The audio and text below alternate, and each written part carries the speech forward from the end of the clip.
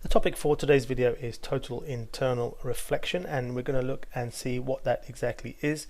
And we've also got some higher tier content to cover as well, and I'll point that out when we get to it.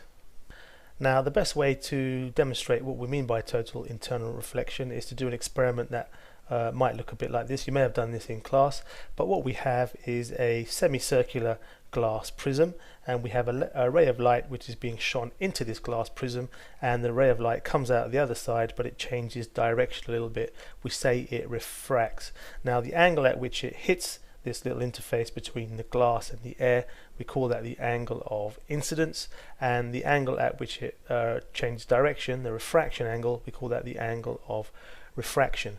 We also have another line here called the normal line. This is an imaginary line, and I've drawn it as a dotted line here, but this is a line that's at 90 degrees to our glass air interface. So what we have is a light ray traveling into this glass prism, refracting slightly and coming out at the other end. But that's not the end of it, because what we also have is another ray of light, which is where the light ray here has reflected from the inside surface of the glass here. So we have a fainter line which I've drawn here. This is a little bit of reflection that happens, but we get mostly refraction and a little bit of reflection. It might be worth remembering also that this angle here which the light ray reflects is the same as the incident angle, and that's the law of reflection that we looked previously at in P1. This is not specifically required for this topic, so it's just a point that I'm just making as we're here. Now, what we could do next is we could increase this angle of incidence, so in other words increase the angle at which we're shining the light ray towards a glass prism, and what you would see is refraction would increase, and reflection would also, the angle of reflection would also increase. Let's just move the glass out of the way, and you would see something that looked like this. What I've missed out here, which is really important, is the arrow on the light ray.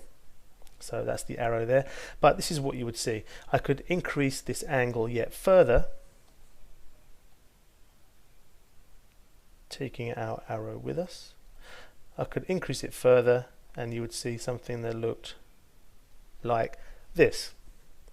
Now, eventually you'd get to a point where you increase the angle of incidence to a point where the angle of refraction,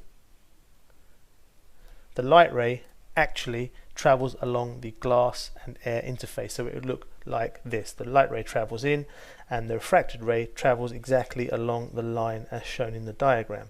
We have a special name for this angle. It's called the critical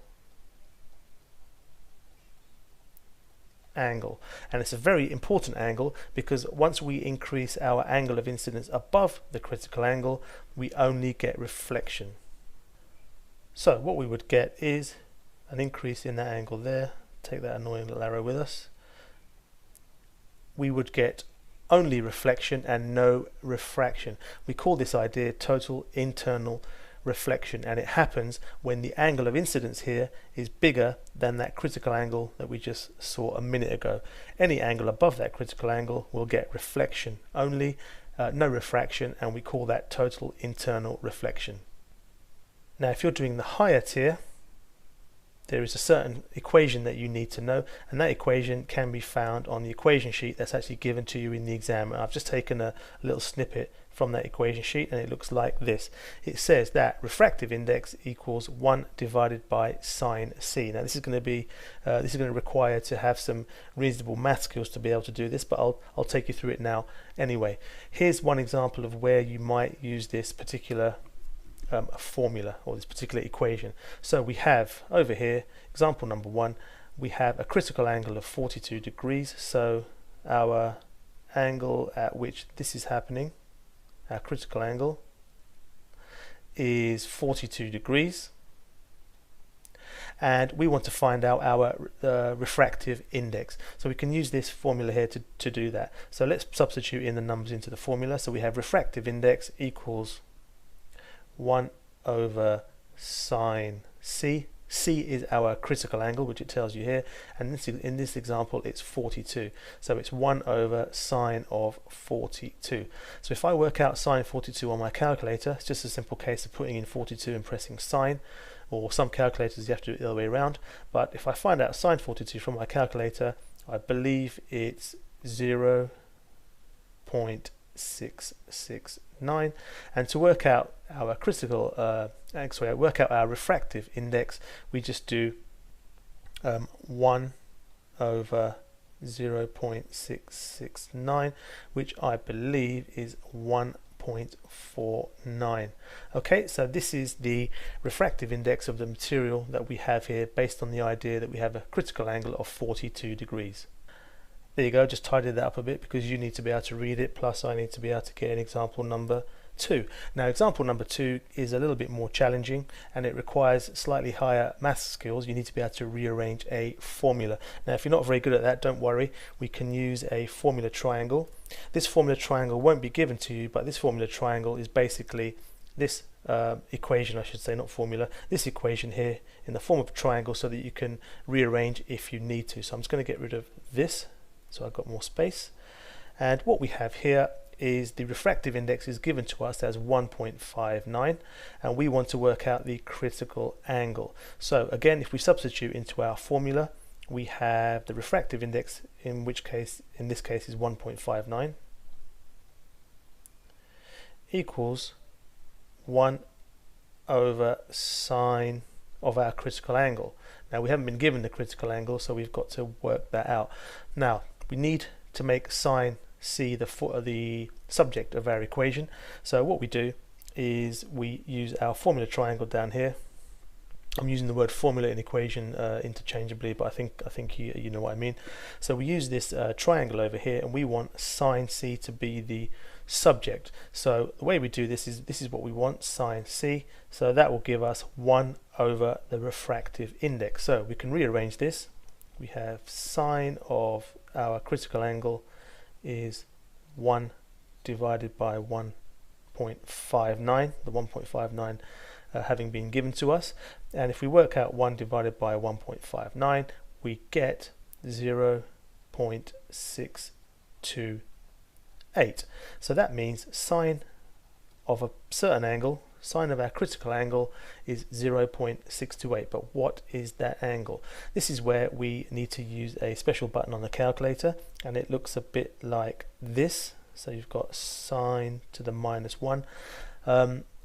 We use that to work out which angle has a sine of this value of 0.628. So if you're good at maths, you probably know how to do this, but basically we have a button on the calculator that either says INV, and then you can press sine, and that will give you access to sine to the -1. Sometimes you have second, the button that says second, and it will give you access to sine to the -1. So all we do is we press 0.628 into our calculator, tap sine to the -1, and we'll get an answer of 38.90. So this is our critical angle. We've calculated the critical angle by rearranging this formula here, which is in this case 38.90. So everything that we've got on the right hand side here, where it says higher, this is all required for the higher tier. Everything on the left hand side, the idea of critical angles and total internal reflection, is on the foundation paper, but you do need to know this for both papers.